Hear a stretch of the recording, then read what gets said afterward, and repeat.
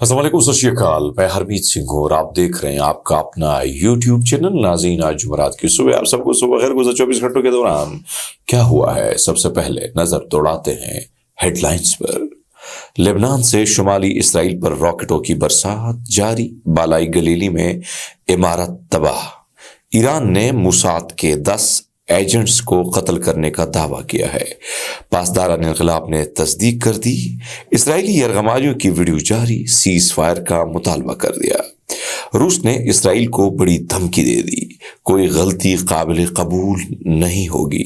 امریکہ میں ٹرمپ کو ووٹ دینے والے مسلمانوں کو ٹرمپ سے بڑا مطالبہ سامنے آ گیا۔ آپ سب کا بہت شکریہ جس طریقے سے آپ اپنے چینل کو سپورٹ کر رہے ہو اور اس کاز میں میرے ساتھ 7 اکتوبر سے مسلسل میرا ساتھ دے رہے ہو۔ میں آپ سب کا شکر گزار ہوں، اور یہ میں سمجھتا ہوں کہ باضمیر لوگ وہی ہوتے ہیں جو مختلف، یعنی جب مظلوم پہ ظلم ہوتا ہے، زیادتی ہوتی، چاہے وہ دنیا کے ہر انسان کے ساتھ ہو، وہ ڈٹ کے کھڑا ہوتا ہے۔ اور آپ لوگوں کو میں خراج تحسین پیش کرتا ہوں جس طریقے سے اس کاس کو نہ صرف آپ سنتے ہو بلکہ آگے بھی اسپریڈ کرتے ہو، یہ آپ سب کی کا بڑا پن ہے۔ سب سے پہلے بات کریں گے لبنان سے اسرائیل پر راکٹ حملوں کا سلسلہ جاری ہے۔ اسرائیلی میڈیا کے مطابق شمالی سرحد اور بالائی گلیلی کے متعدد شہروں میں راکٹ حملوں کے دوران دھماکے ہوئے، سائرن بجنے لگے ہیں جب اس علاقے پر لبنان سے راکٹ فائر کیے گئے۔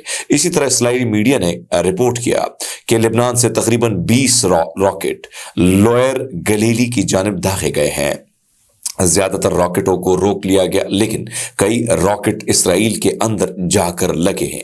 اسرائیلی چینل ہارٹس کے مطابق اسرائیل کے شمال میں اسرائیلی فوج نے رپورٹ کیا ہے کہ تقریباً 20 راکٹوں کی نشاندہی کی گئی ہے، اور ان میں سے ایک راکٹ اسرائیل کے شمال شہر معلولات ترشیحہ میں ایک عمارت پر جا گرا، جس سے عمارت مکمل طور پر تباہ ہو کر گر گئی۔ ایران کی بات کریں تو المیادین نیوز کے مطابق ایران نے 10 اسرائیلی موساد کے ایجنٹوں کے قتل کا دعویٰ کیا ہے۔ اسلامی انقلابی گارڈ کور IRGC کی فورسز نے ایران کے جنوب مشرق صوبے سستان اور بلوچستان میں اسرائیل سے منسلک 11 دہشت گردوں کو کامیابی سے ان کے منصوبے کو ناکارہ بنایا اور ان کو گرفتار کر لیا، جبکہ 5 دیگر نے خود کو حکام کے حوالے کر دیا ہے۔ اسی طرح علاقے میں ایک سیکیورٹی آپریشن کے دوران IRGC نے 7 دہشت گردوں کو گرفتار کیا۔ گزشتہ 2 دنوں کے دوران 4 دہشت گرد ہلاک ہوئے، جیسا کہ مشق کے ترجمان نے تصدیق کیے۔ انہوں نے بتایا اس مشق کے تسلسل میں گزشتہ 24 گھنٹوں میں 4 کرائے کے دہشت گرد جو صہیونی حکومت سے وابستہ تھے مارے گئے ہیں۔ 7 افراد گرفتار کیا گیا اور 5 دیگر نے خود کو سیکیورٹی فورسز کے حوالے کر دیا۔ آپ کو پتا ہے کہ گڑھ ہے، اور اس میں کوئی شک نہیں ہے، دنیا کے کسی کونے میں بھی موساد کے ایجنٹس آپ کو اور لوگ بڑے آسانی سے دستیاب ہوتے ہیں بکنے کے لیے۔ آپ نے دیکھا کہ پشاور میں جو کل پرسوں آپ نے IG کی جو پریس کانفرنس تھی، جس میں پولیس کو مروانے والا، بچوں کو مروانے والا ایک پولیس اہلکار تھا، اور وہ کس کا ایجنٹ تھا؟ طالبان کا۔ تو ایجنٹس پیسوں کے لیے لوگ اپنا ضمیر بیچ دیتے ہیں، ضمیر کا سودا کر دیتے ہیں دوسروں کو مارنے کے لیے، دوسرے کو تباہ کرنے کے لیے۔ ٹائم آف اسرائیل کے مطابق فلسطینی اسلامی جہاد گروپ، جو کہ حماس کا اتحادی ہے، نے بدھ کے روز ایک ویڈیو جاری کی ہے جس میں ایک شخص نے اپنے آپ کو اسرائیلی یرغمالیوں کے طور پر متعارف کرایا، جو کہ 7 اکتوبر کو اسرائیل پر حملے کے بعد غزہ میں قید ہے۔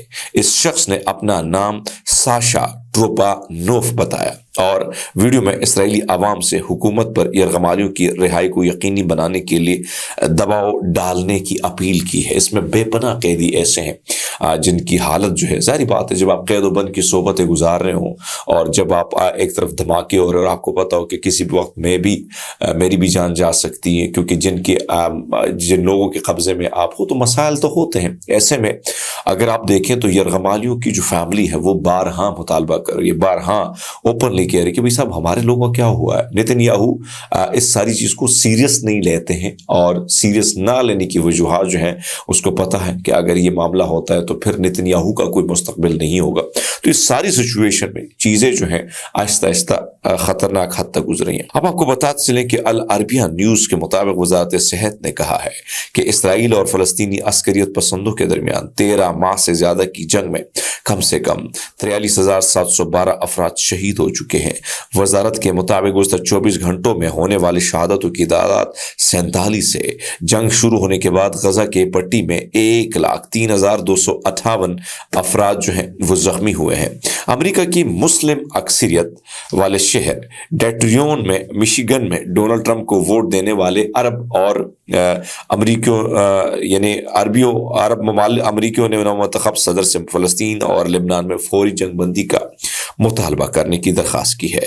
مینا امریکن چیمبر آف کامرس لبنانی امریکوں کی جانب سے انسٹاگرام پوسٹ کیے گئے ایک خط میں ٹرمپ کو دوبارہ وائٹ ہاؤس میں واپسی پر مبارکباد اور کہا کہ آپ کی لبنانی امریکہ کے نام 26 اکتوبر 2024 کو لکھے گئے مشہور خط کے جواب میں امریکہ انتخابات کے بعد اسرائیلی حملوں میں اضافے کے پیش نظر ہم آپ کی انتظامیہ عبوری ٹیم سے مطالبہ کر رہے ہیں کہ لبنان اور فلسطین میں فوری جنگ بندی کے لیے اپنا سیاسی اثر رسوخ استعمال کرے.